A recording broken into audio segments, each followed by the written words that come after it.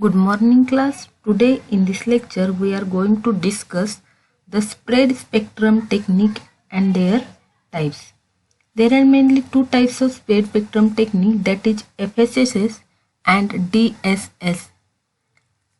Our third chapter, that is multiplexing and switching, are already started. In multiplexing we learned that multiplexing definition and types of multiplexing. Multiplexing is a set of techniques that allows the simultaneously transmission of multiple signals across a single data link. And there are mainly three types of multiplexing technique. First is a frequency division multiplexing, second is the time division multiplexing, and third is the wavelength division multiplexing. Frequency division multiplexing is an analog technique and the wavelength division multiplexing also analog technique. Time division multiplexing is the digital technique which is again divided into two types, that is synchronous TDM and asynchronous TDM. This is all about the multiplexing. Next point we discussed in previous lecture, that is switching. Switching means what? Switching is used for to send the data along with the different routes, and the data sent by the sender before reaching its destination travels via a different nodes is called as a switching. And this switching is divided into three types.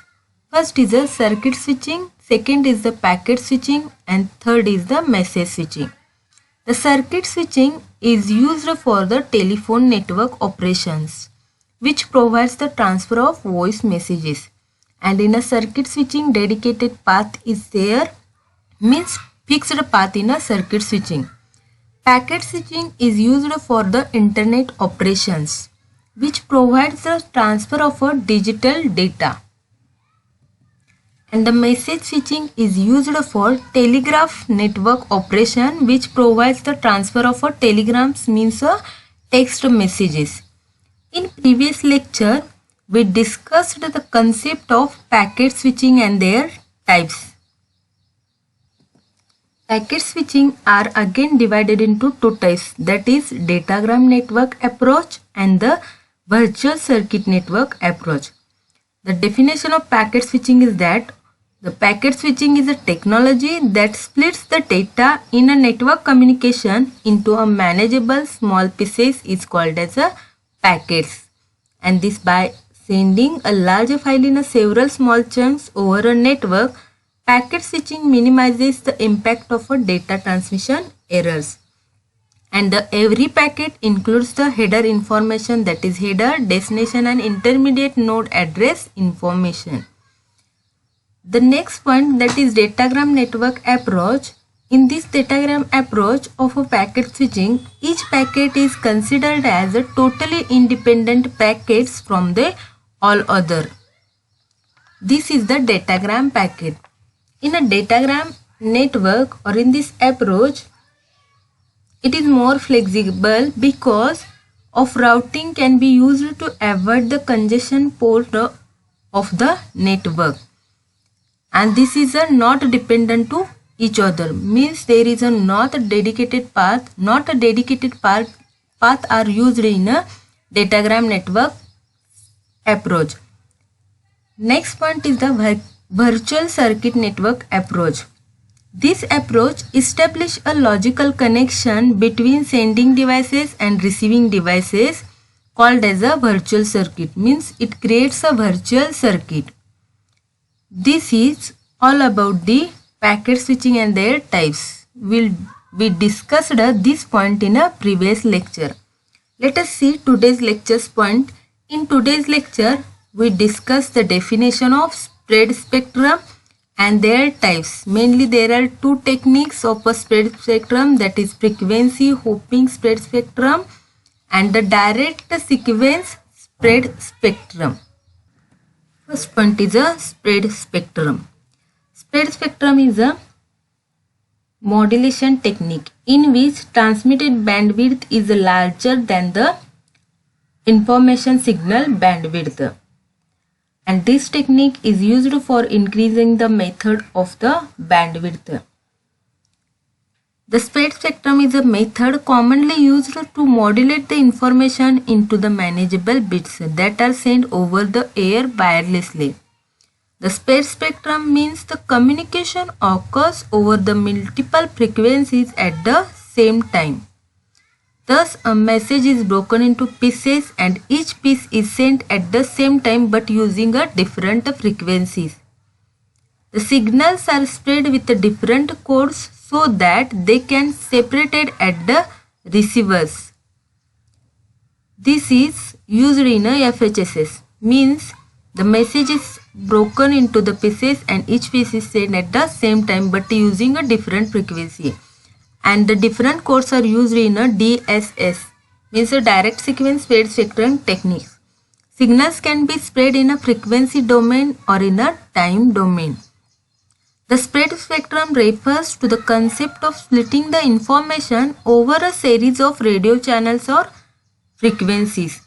And the main advantage, remember these things, the main advantage of the spread spectrum communication technique is to prevent the interference, whether it is intentional or unintentional. Means the spread spectrum technique is used to prevent or from preventing the interference, jamming and interceptions. The signals modulated with this technique are hard to interfere and cannot be jammed. And introducer with no official access is never allowed to crack them. Means the unauthorized user, introducer means unauthorized user with no official access is never allowed to crack them because of the spread spectrum technique. Hence, this technique are used for the military purpose. This is also used for a military purpose, and these spread spectrum signals transmit at the low power density with the wide spread of signals. And in a spread spectrum technique, we combine the signals from different sources to fit into a larger bandwidth. But our goal is to prevent the eavesdropping and the jamming. It prevents from the noise, eavesdropping, interference and the jamming. To achieve this goal, spread spectrum techniques adds the redundancy. Remember, spread spectrum techniques adds the redundancy, means repetition of code. This is all about the spread spectrum. Mainly spread spectrum is used to prevent from the interference, jamming and eavesdropping. The commonly used where sender sends the data and receiver receives that data, at that time interference is created. So that we use the spread spectrum technique to prevent from the interference. Or suppose if you when you listen a radio station or watch a TV signals, you tune into a fixed channel, and this is a typical traditional narrowband radio and the TV communication. This type of fixed frequency communication has the three problems, that is interference, jamming and interceptions. In wireless communication, interference and jamming slow down the transmission and interceptions would become a huge security problems. And to avoid these problems, we use the spread spectrum technique. Next point is the spread spectrum. In this diagram, this figure shows the idea of a spread spectrum. The spread spectrum achieves its goal with the two principles. First is the bandwidth allocated to each station needs to be by a far or larger than what needed, and this allows the redundancy. And second is the expanding of the original bandwidth of a B to the bandwidth of a BSS must be done by the process that is independent of the original signal. In other words, the spreading process occurs after the signal is created by the source, and after a signal created by the source, the spreading process uses a spreading code and spreads the bandwidth. And this figure shows the original bandwidth B and the spreaded bandwidth, that is BSS. The spreading code is series of numbers that look random but are actually a pattern. This is the process of the spread spectrum. Here, a signal that occupies a bandwidth of a B is spread out to occupy the bandwidth of a BSS, and all signals are spread to occupy the same bandwidth, the BSS. After spreading, it uses the BSS. BSS means a bandwidth spread spectrum. This is the process of a bandwidth. And remember that if the required bandwidth for each station is B and the spread spectrum expands it to the BSS such that BSS is greater than the B, and the expanded bandwidth allows the source to wrap its message in a protection for a more secure transmissions.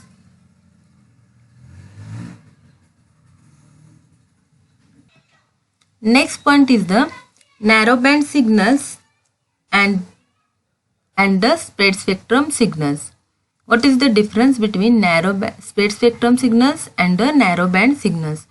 The narrowband signals have the signal strength concentrated as shown in following frequency spectrum figure.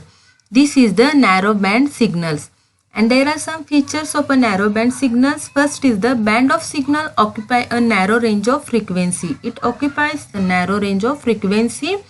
Power density is high, and the spread spectrum means the spread of energy is low and the concentrated. So that these features are good, but these signals are create somewhat the interference and jamming. To avoid this, we use the spread spectrum signals. Means the spread spectrum signals have the signal strength distributed as shown in following figure. And these are the some features, that is band of signal occupies a wide range of frequency, density is low but the energy is a widespread. With this feature, the spread spectrum signals are highly resistant to the interference and jamming. The narrowband signals, it creates the interference. To prevent this, we use the spread spectrum signals, means the bandwidth is spreaded here, so that these features are highly resistant to the interference and jamming. Since the multiple users can share the same spread spectrum bandwidth without interfering with the one another, this can called as a multiple access techniques. Next point is the techniques of spread spectrum. There are two techniques to spread the bandwidth, that is frequency hopping spread spectrum and the direct sequence spread spectrum. First of all, frequency hopping spread spectrum. This is the frequency hopping technique where the user are made to change the frequency of usage from one to another in a specified time interval. So it is called as a frequency hopping. Means in a frequency hopping, user can use the frequency from one to another with a specified time interval. For example, a frequency was allocated to the sender 1 for a particular period of time. Suppose the frequency allocated to sender 1 for a particular time. Now after while the sender 1 hops to other frequencies,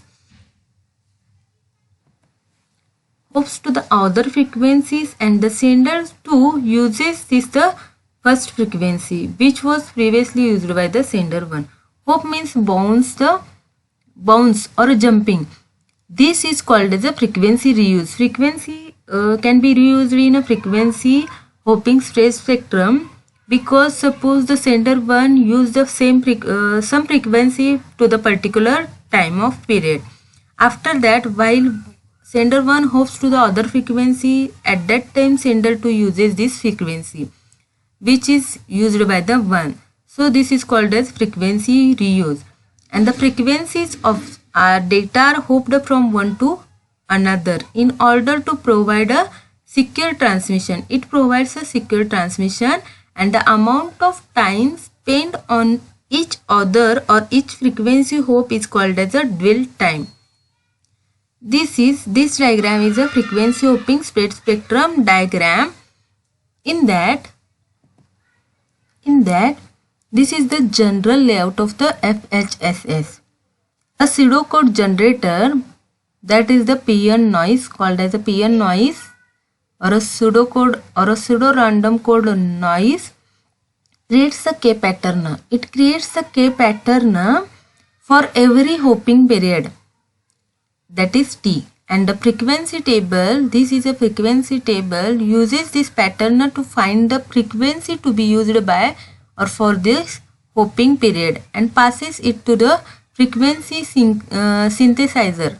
And the frequency synthesizer, this is the frequency synthesizer, creates a carrier signal of that frequency, and the source signal modulates the carrier signal. It modulates the carrier signals. This is the layout of the FHSS. Next is what is mean by pseudocode, that is pseudo random code generator or a PN.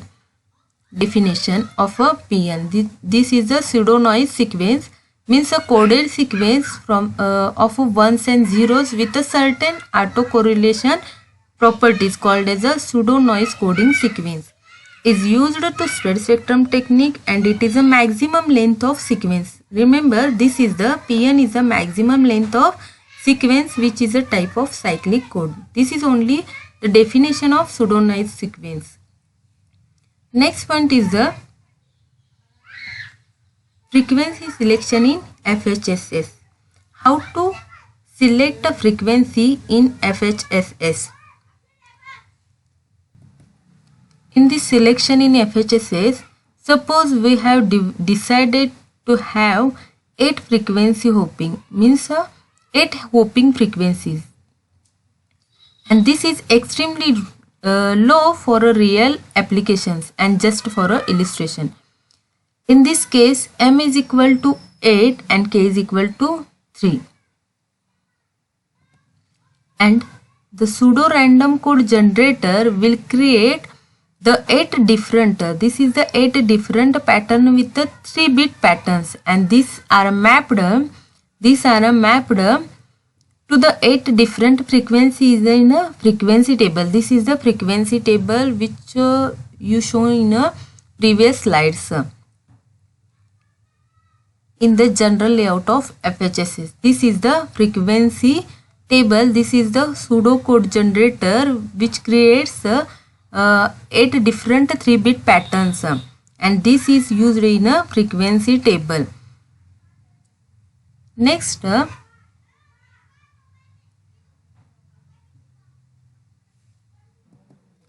is the FHSS cycle. In this cycle, this is the carrier frequency in kilohertz, that is 200, 300, 400. It is divided into the frequencies, and this is also divided into the time slots. It is 1, 2, 3, 4, 5 up to the 16. At the cycle 1, the user 1, it uses the 700, means 101. First is a 101. First of all, it uses the frequency 700 kilohertz. After that, 1111 pattern, it uses the 900 kilohertz. This is the user second. After that, this user again uses the third frequency, that is 0001, means it uses 300 kilohertz. Means it hops from first to second, second to third, third to fourth, fourth to fifth, up to the 8. Means it is a 8-bit pattern with the 3-bit patterns, means 8 different 3-bit patterns. Again at the cycle 2, it uses the frequency, means you reuse this frequency, means up to the 8th pattern 1001, that is 100, it uses the 600 frequency. After that, again it starts from the 1001, means 700, after that 900, after that 300. It uses like this, means cycle 1 again it uses, or redundancy here occurs, means the reuse of this bit pattern or reuse of the frequency is called as a frequency reuse. This is the frequency hopping spread spectrum cycles. Next point is the bandwidth sharing. In this bandwidth sharing, this is the frequency division multiplexing. This is the multiplexing axis, multiple axis techniques, and this is the frequency hopping spread spectrum. In this figure, we divide the channel with the different frequencies, that is F1, F2, F3 and F4. And this is divided into the small pieces of time, that is T1, T2, T3 and T4. And this time or each time segment is called as a hop time. This time is called as a hop time. Here time is not mentioned, but this is divided into the times, or each segment is divided into the time, and each time segment is called as a hop time. In the FDM, means frequency division multiple access technique, frequencies are divided with the frequencies are divided, but in a FHSS frequency hopping, it hops from one to another, another to another, means it uses the frequency with a different time interval, or it uses in a different time interval. Suppose here frequency are used in a continuous way. It is somewhat the data can be easily intercepted or hacked because they travel through the each channel or one channel constantly. Suppose here this frequency F1 uses or use this continuously. Suppose this is in a F1. F1 uses this in a continuously manner. At that time it is intercepted or hacked, and they travel through the one channel constantly. Suppose it is like this. F1 is a constantly flow at the one time. At that time it is hacked or intercepted, so that at that time we use a frequency hopping spread spectrum, and frequency hopping spread spectrum is a prevent from the interceptions. Or you can say that we use the frequency hopping spread spectrum to reduce the interference and jamming, and most importantly to prevent the detection and interceptions we use the FHSS. Here in this diagram, the frequency hopping spread spectrum, which is moving from the sender to the receiver, it moving from sender to the receiver of the particular time period. We will see that the data packet will not travel through the fixed channel. It is not data packets are travel through the fixed channel. Instead of it will hop. This is called as a hopping. Means one frequency is used, sometimes after that it uses the second frequency, after that it uses the third frequency. Like this it hops from one channel to another, means it will hop up and down with the multiple different channels, and this is much like a monkey jumping from tree branch to the another tree branch, like a monkey jumping. For example, during a time T1, here this is the time T1 segment, the data packet travels to the F1 channel, and then at the T2 channel or T2 segment, this is the T2 segment, it hops to the F2 channel, and then it jumps to the F3. After that it jumps to the F4 channel. This is the frequency 1. Here second user, it uses at the T1 segment, it uses the F2 channel. After that it uses the F3 channel, it jumps to F3 and F4. Here at the F2 frequency 2 uses, and here in a T4 channel it uses the F1.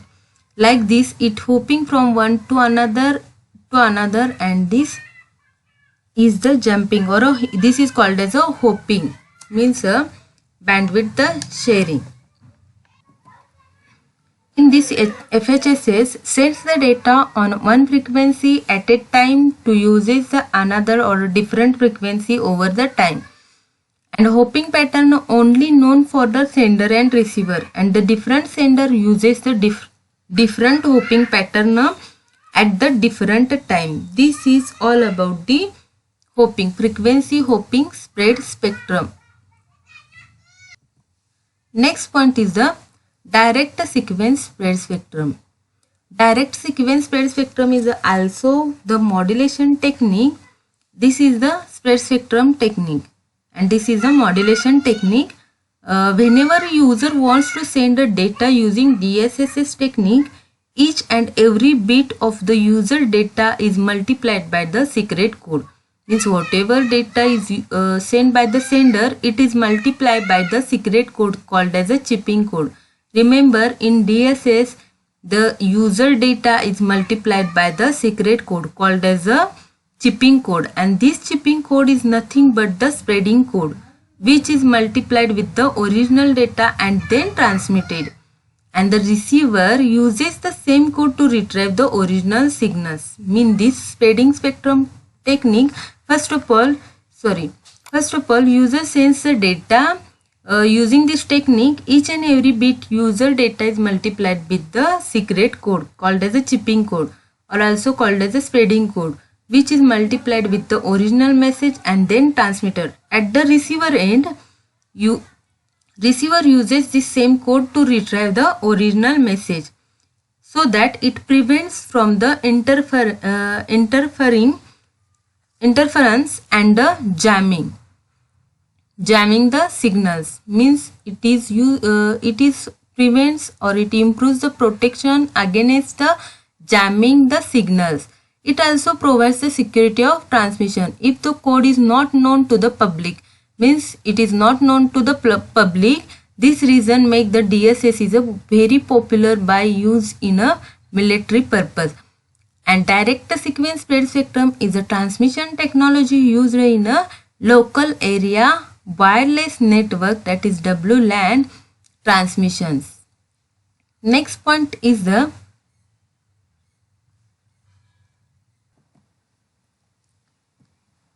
this is the simple diagram or a general process of the DSSS.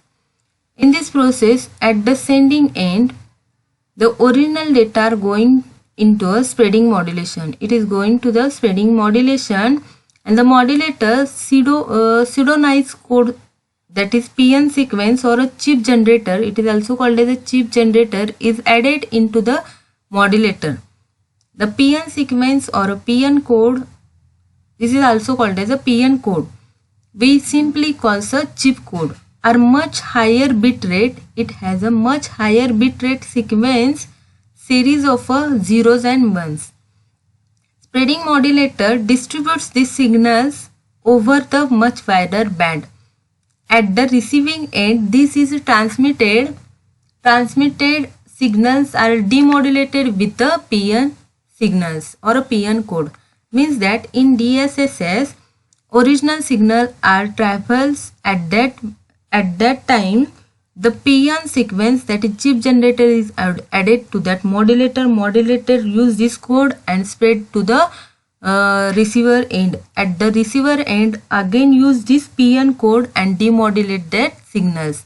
Means at the sender and receiver side, use this same PN code for the security purpose, so that the original signal is received to the receiver end, which is sent by the sender. This is called as a DSS technique.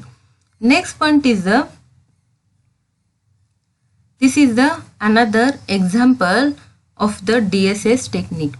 In this example, the first part of the process to generate the DSS signal, take as an example. This is an example that the data is transmitted 1001. And the chip or a spreading code is a 0010. This is the spreading code.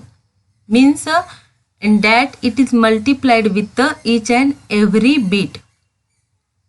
This is the data. This is data to be transmitted. This is the chip or spreading code.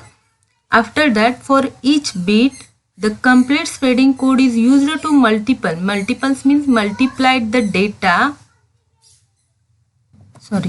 Multiply the data, and in this way, for each data bit, the spread or expanded signal consists of a 4-bit data. Here, this is the only 4-bit data. After multiplying, the single bits are a 4-bit data. This is the resultant spread spectrum data output. This is in this technique we multiply with the exclusive or truth table, or we use this technique. We will use this XOR means exclusive or truth table to calculate this spread data output, or to get the encoded data and modulate the transmitted signals. Here 1 into 0, it returns 1. After that 1 into 0, it returns 1. Again 1 into 1, here see in this truth table, 1 into 1, it returns 0. Again 1 into 0, it returns 1. 1 into 0, it returns 1. Like this we calculate this resultant spread spectrum output. Means this bit is multiplied with this spreading code and get the output. This is the encoded data. Here again for the 0 bit, 0 into 0, see in the truth table, 0 into 0, it returns 0. Again 0 into 0, it returns 0. Again 0 into 1, it returns 1. And 0 into 0, it returns 0. Like this, we divide each and every bit, we multiply each and every bit with this spreading code, so that we get the encoded spread data output. With the signal obtained and transmitted, this signal is obtained. After transmitting this signal, it needs to be decoded. Means it is decoded within the remote receiver. Receiver use this same technique to decode the data, means that for getting the actual output, it decodes the same technique. This is the encoded data which is transmitted. After the incoming signal, same spreading or chip code is used at the receiver side. Here again 1 into 0, it returns 1. Again 1 into 0, it returns 1. Again 0 into 1, it returns 1. Again 1 into 0, it returns 1. See in a truth table, it like this we spread this, we multiply this incoming signal with the chipping code or a spreading code, so that we get this output. 1 1 1 1 1 means 1, 0 0 means 0, 0 and 1. This is the integrated output. Means here sends the actual output or actual signal or actual input, getting this actual output by the receiver side. Means same chipping code. This is the chipping code used at the sender side, at the receiver side. This is the process of DSSS. Next point is the comparison between FHSS and DSSS, or it is called as a CDMA, means code division multiple access. Because DSSS uses the spreading code or chipping code, so that it called as a CDMA, means code division multiple access. FSSS multiple frequencies are used in a FHSS, but in a DSSS single frequency is used. It is hard to find the user's frequency at any instance of time, because it is hopping from one frequency to the another frequency, so that it is hard to find user's frequency at the any instance of time. User's frequency once allocated is always the same. In a DSSS technique, frequency reuse is allowed in FHSS, but frequency reuse is not allowed in a DSSS. Frequency reuse means we can use this frequency with some interval of time. We use this frequency, or again sender 1 use some frequency, sender 2 uses this frequency after releasing the sender 1. So that the frequency reuse is allowed at the FHSS, but the DSSS frequency reuse is not allowed. Senders need not to wait. Here sender has to wait if the spectrum is busy. Power strength of the signal is high. Here the power strength of signal is low in a DSSS. Stronger and penetrates through the obstacles, means it is stronger and penetrate through the obstacles, means pass through the obstacles. It is weaker as compared to FHSS. It is never affected by interference. It is affected by the interference. It is cheaper. It is expensive. Means FHSS technique is a cheaper and DSSS is a expensive. This is commonly used technique. This technique is not frequently used. Next point is the advantages of spread spectrum. The crosstalk elimination. By using the spread spectrum, crosstalk is eliminated because of the bandwidth is spreaded or a spread spectrum, because of the spread spectrum technique. Better output with the data integrity. Reduce the effect of a multiple fading. Better security. Reduction in a noise. Coexistence with the other system. Longer operative distances, harder to detect or not easy to demodulate or decode, and difficult to jam the signals. Means overall spread spectrum is used, or the benefit of a spread spectrum is a crosstalk elimination. It provides the better security. It reduces the noise. It uses for a longer operation distances. It has to detect, not easy to demodulate or decode, so that security is maintained, and difficult to jam the signals, means jamming. It prevents from interference, interceptions and the jamming. This is the main advantages of spread spectrum. This is all about our spread spectrum and their techniques, that is FHSS and DSSS. In this way, our third chapter, that is switching and multiplexing, is completed. I hope all are understood the concept of switching and multiplexing and their types, as well as the spread spectrum techniques and their types. Thank you.